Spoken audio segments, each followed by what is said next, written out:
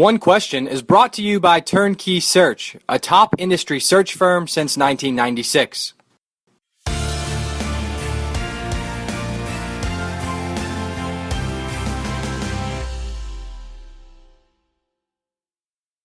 Army Director of Intercollegiate Athletics, Boo Corrigan, is on One Question today, and we've got a couple questions to run by Boo. It's Army Navy week, so we won't take up too much of his time. But Boo, I'm really interested in one angle of how your head coaches recruit, and it's always seemed to me that the service academies and maybe a couple of other select institutions around the nation, but mainly the service academies, have a really interesting value proposition and profile that they are pitching or positioning on the road to prospective student athletes. And I know every household and every young man or woman is a different situation, and you can your coaches draw on different angles to hit upon according to the situation. But I want to try to boil it down to really the essentials. And I'm curious about things like who you guys are commonly competing against for the prospective student athlete.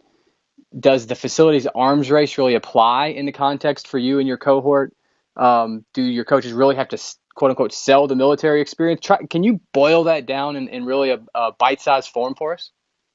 I think the biggest thing, Matt, first of all, thank you for having me. But I think the biggest thing is you look at, in the way we look at it here, and honestly, the way I look at to a large degree of my professional career, if you will, is what you're looking for is a point of differentiation.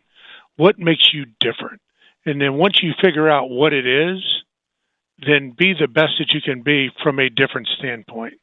So obviously being here at West Point, it's a whole lot different, right? It's the United States Military Academy is what we're talking about. And the idea of someone wanting to come here truly is looking for a different experience. And I think when our coaches go out there, we're fortunate. You know, the latest Forbes magazine and U.S. News and World Report and other academic ratings have us rated as the number one public institution in the country.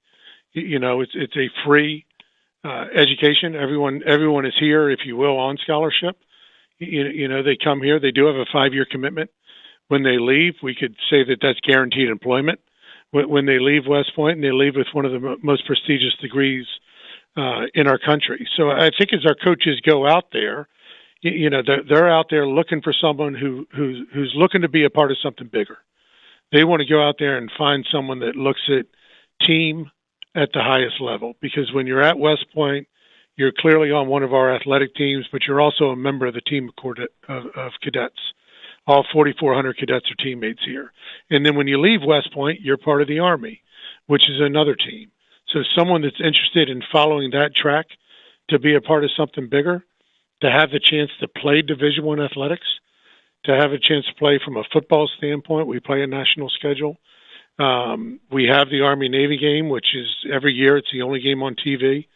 The second Saturday in December. In our other sports, we compete in the Patriot League with a lot of like-minded schools where academics and athletics play an integral part in the overall experience. So, you know, we're really looking for someone that I would categorize as kind of an ultra A, type A personality that wants to achieve academically, they want to achieve militarily, they want to achieve athletically, and they want to achieve in character. And character is the one thing that we think truly differentiates us.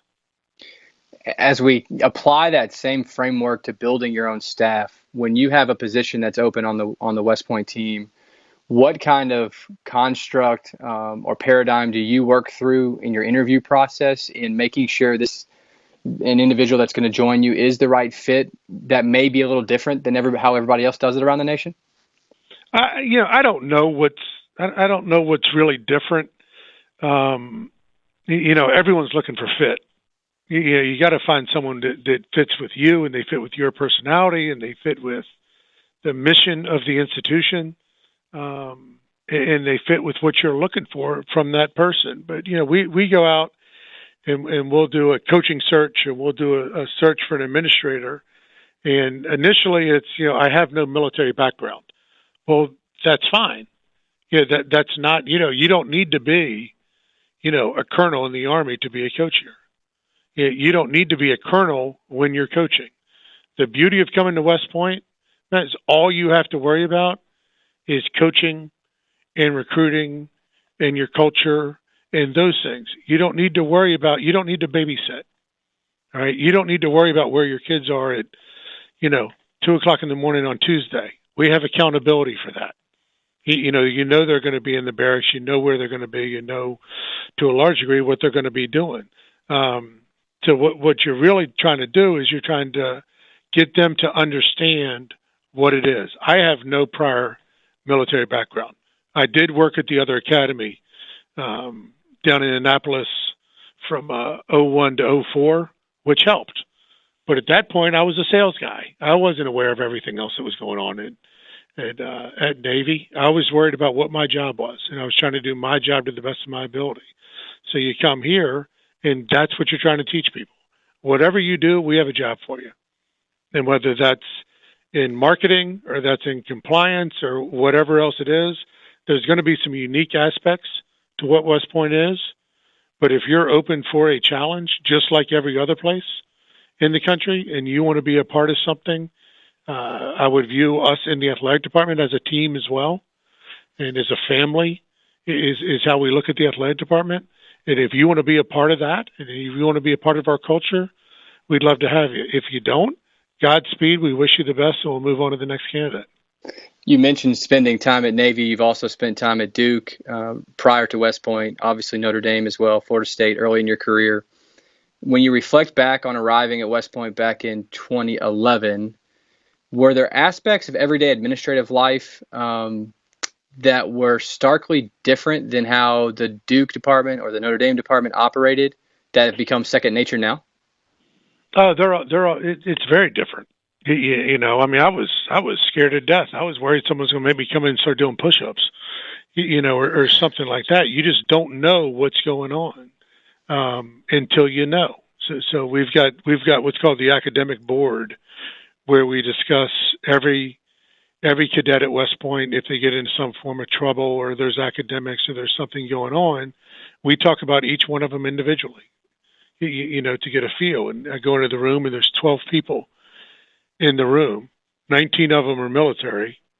I think at the time, 18 of them had PhDs and me. So talk about the ultimate intimidation factor. And, so there's all kinds of different things that happen. But again, as you become more comfortable with who you are, and again, go back to what makes me different than what they are, and they being the military folks that are here, I've got a job to do. They've got a job to do. If you stay in your lane and you do what you're supposed to do and you do it to the best of your ability, the respect is going to come from them for, I don't try to be a general. I don't try to be a military guy. I've got the ultimate respect for it, right? I've got the ultimate respect for what they do and who they are and how they live their lives. But I wasn't brought here to be one of them. I was brought here to be the athletic director. And I think understanding that has really helped me. I think if we ask the question of what's the hardest part about being an athletic director in today's collegiate athletics landscape, some athletic directors may say, staying at the forefront of facilities so we can create the right fan experience or recruit the right prospective student athlete. They may say balancing all the constituents that I have to deal with. How would you answer the question, and how is that a little different at West Point? I don't know that it is any different. I think we have the exact same concerns. We really do. We've got new facilities going up right now. We got a new lacrosse building.